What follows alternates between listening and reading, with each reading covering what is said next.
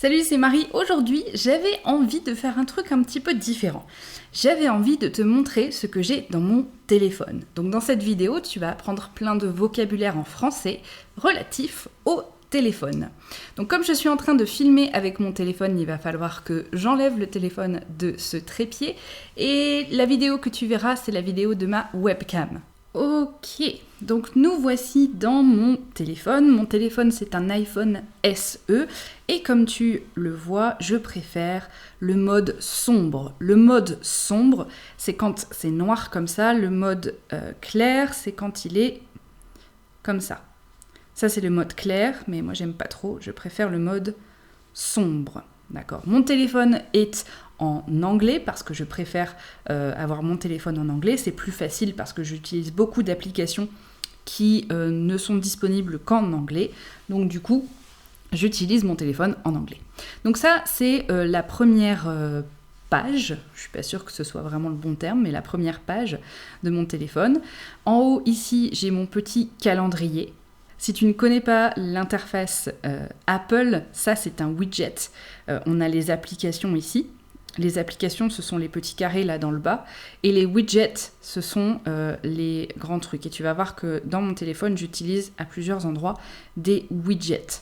Donc le premier widget, c'est un widget calendrier qui me permet de voir quels sont mes prochains rendez-vous. Tu peux voir là par exemple que demain, j'ai 2 coachings de prévus, un à 10h et un à 11h. En dessous, j'ai un widget de l'application Notion. Notion, c'est une application qui me permet de m'organiser. Tu as déjà vu ça d'ailleurs quand j'ai parlé de comment je fais des vidéos. Je t'ai montré l'application Notion que j'utilise pour programmer mes vidéos, etc. Ça, c'est un widget de l'application Notion. Et donc, ici, il y a 3 liens. Le premier lien, c'est mon tableau de bord personnel, où j'ai la liste de toutes les choses qu'il faut que je fasse, etc. Le deuxième, c'est le tableau de mes objectifs personnels et professionnels. Et le troisième, c'est le tableau de Just French It. On a les applications que j'utilise le plus souvent. La première, c'est l'App Store. L'App Store, c'est là où on va télécharger des applications pour le téléphone. Et puis ensuite, bien sûr, l'application caméra, parce que moi, j'enregistre mes vidéos avec mon téléphone. Donc du coup, j'ai beaucoup besoin de cette application-là. Ensuite, on a l'application Scribe. L'application Scribe, j'aime beaucoup l'application Scribe. Ça me permet de pouvoir lire des livres de manière illimitée. C'est un abonnement par mois qui me permet de lire des livres en illimité, notamment plein de livres en anglais, mais ils ont aussi tout un catalogue en français. Donc si ça t'intéresse, j'en parle assez régulièrement de Scribe, mais j'ai un lien dans la description qui n'est pas un lien affilié, mais c'est un lien qui me permet moi d'économiser sur mon abonnement, et toi ça te permet de tester Scribe gratuitement pendant, je crois que c'est 1 mois ou 2 mois. Ensuite, bien sûr, l'application Chrome pour faire des recherches. L'application Santé, c'est là où je vois combien de pages j'ai fait dans la journée, etc., etc. L'application Photo, qui est très important aussi pour moi, parce que c'est là où j'ai toutes les vidéos que j'enregistre, donc je l'utilise assez régulièrement. L'application Pinterest, parce que j'aime bien Pinterest, j'aime bien faire des tableaux de un petit peu tout et n'importe quoi. Et en ce moment, je l'utilise particulièrement parce que j'aime bien bricoler, j'aime bien créer des choses. Et donc l'application Pinterest, j'utilise beaucoup. Et ensuite, l'application Notes, que je commence à utiliser un petit peu plus pour garder des notes sous le coude. Sous le coude, avoir des choses sous le coude, c'est une expression en français qui veut dire les avoir à proximité. Ça me permet de pouvoir utiliser ces informations de manière très rapide. Par exemple, dans les notes, c'est là où je vais mettre les dimensions du meuble que je veux acheter. C'est là où je vais mettre le lien du meuble que je veux acheter, ou ce qu'il me faut ou ma liste de courses, etc. Ça va être dans l'application Notes.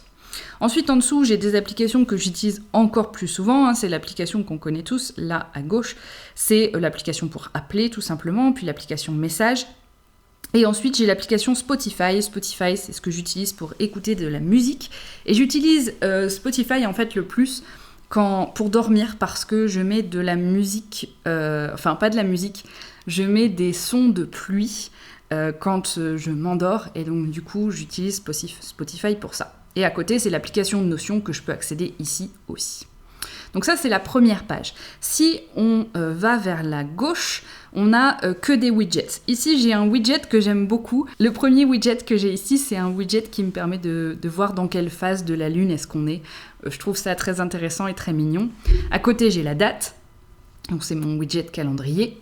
Ensuite, en dessous, tu vois que j'ai la playlist Spotify que j'écoute le plus en ce moment, qui s'appelle Night Storms. En fait, ce sont des bruits d'orage et des bruits de pluie, et ça m'aide à m'endormir. Ensuite, à côté, j'ai l'application Notion, encore une fois, qui, celui-là, me renvoie directement sur mon tableau de bord.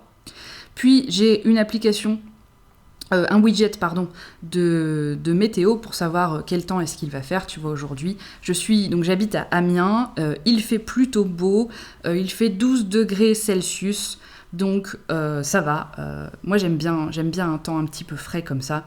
Et tu vois que, par exemple, demain, il fera 14 degrés, après-demain, il fera 16 degrés, etc. Et probablement que ce week-end, on aura un petit peu plus chaud.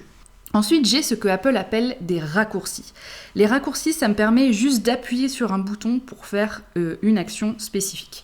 Donc par exemple, ici, j'ai un bouton qui me permet d'ouvrir le Content Hub. Le Content Hub, c'est une page de mon application Notion où je prends des notes par rapport à ce que je lis, par rapport à ce que je regarde, etc. C'est là où je vais prendre des notes quand je suis un cours, etc. C'est le Content Hub pour moi. Ensuite, à côté, j'ai un bouton qui me permet d'aller directement sur ma playlist de classiques préférés sur Spotify. Ensuite, j'ai le bouton Night Time. Le bouton Night Time, c'est celui sur lequel j'appuie quand je veux m'endormir. Et c'est le bouton qui va déclencher la playlist avec l'orage et qui va aussi déclencher un minuteur de 2 heures. Comme ça, la musique, elle s'arrête au bout de 2 heures et j'ai pas de la musique toute la nuit dans les oreilles. Et ensuite, j'ai un bouton aussi juste pour des bruits de pluie, parce que de temps en temps, je les utilise pour me concentrer aussi.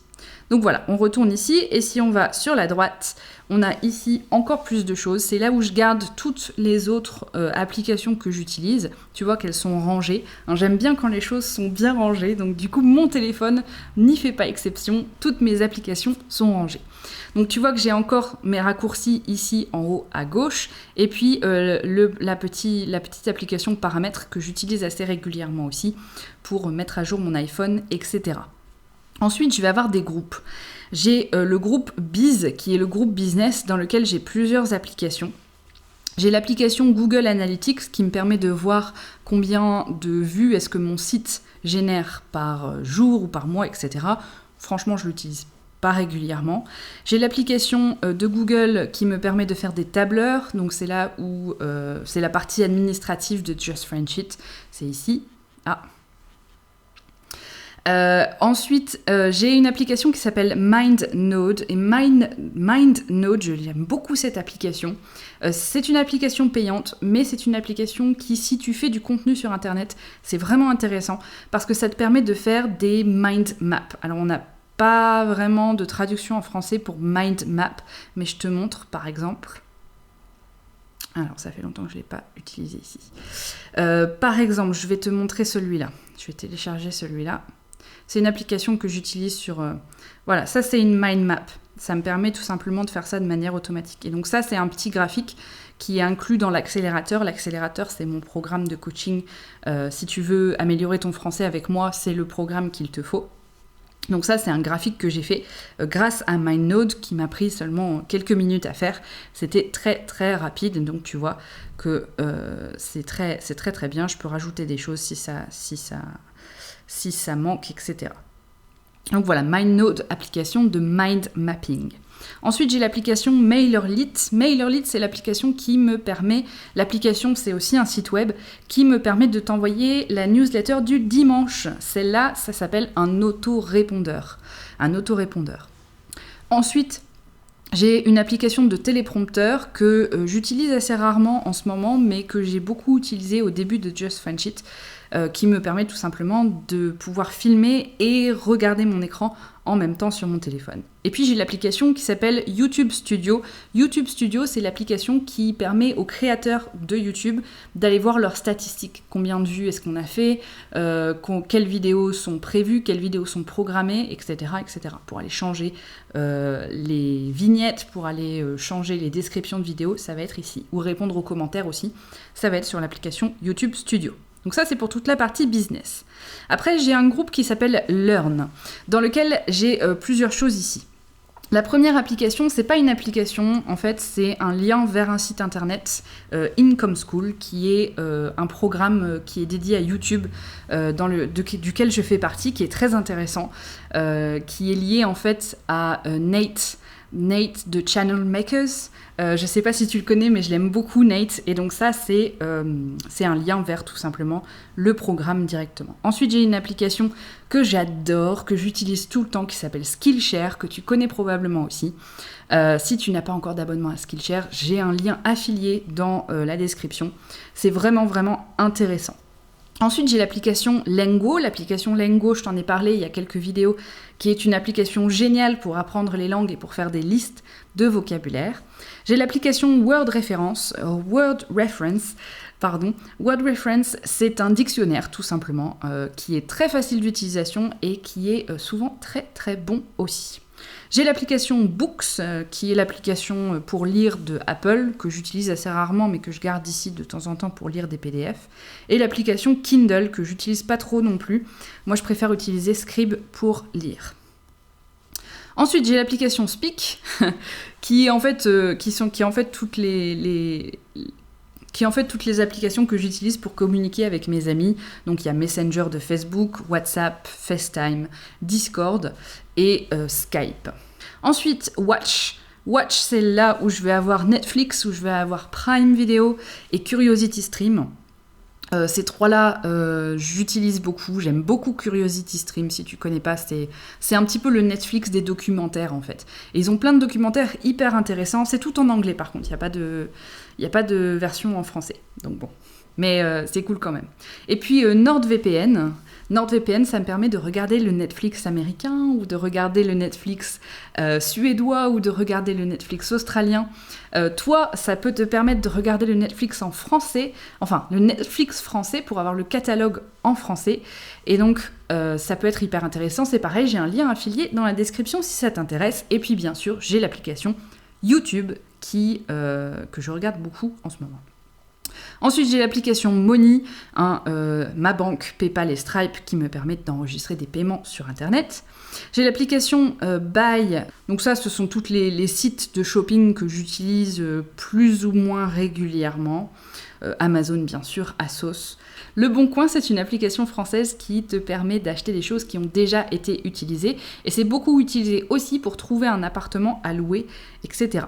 Ensuite, j'ai la partie Art où j'ai Procreate Pocket et Sketches qui sont deux applications qui te permettent en fait de dessiner sur ton téléphone. J'aime beaucoup les deux. Procreate Pocket, je trouve ça génial. Sketches, il y a beaucoup de bugs quand même, je trouve. Mais la partie aquarelle de Sketches, aquarelle ce sont les watercolors in English. L'aquarelle de Sketches est vraiment très très bien par rapport à Pocket. Ensuite, j'ai le groupe Travel qui, en fait, j'ai que deux applications ici. J'ai la SNCF. La SNCF, c'est l'entreprise des trains en France. Il n'y a qu'une seule entreprise des trains en France et c'est SNCF. Donc, quand je vais chez mes parents, si je n'y vais pas en voiture, j'y vais souvent en train. Et donc, la SNCF, ça me permet d'acheter mes billets, tout simplement. Et puis, l'application Maps. Bien sûr. Ensuite, j'ai l'application Amétis. Amétis, c'est l'entreprise de bus d'Amiens. Donc, c'est l'application qui me permet de voir quel bus il faut que je prenne pour aller à tel endroit. Par exemple, je vais faire des courses, j'utilise Amétis pour voir à quelle heure est-ce que mon bus arrive et quelle ligne est-ce qu'il faut que je prenne. Et puis, j'ai l'application aussi ici, Reminders, rappel en français, je crois qu'elle s'appelle, qui me permet en fait tout simplement de m'envoyer des rappels. Par exemple, s'il faut que j'envoie un SMS à quelqu'un le jour de son anniversaire, eh bien ce sera dans Reminders. Et puis j'ai la partie autre ici, où j'ai tout le reste des applications que j'utilise de manière sporadique, donc vraiment pas souvent. Il y a l'application ici Anti-Covid. Anti-Covid, c'est l'application française qui te permet de savoir si tu as été en contact avec des gens qui ont le Covid ou pas. Donc celle-là, elle est sur mon téléphone. Instagram, bien sûr. Shortcut, c'est l'application qui me permet de faire les raccourcis. Et puis ici, l'application Google Home qui me permet de contrôler à distance mon mini Google Nest que j'ai dans mon salon. Donc ça peut être très intéressant aussi.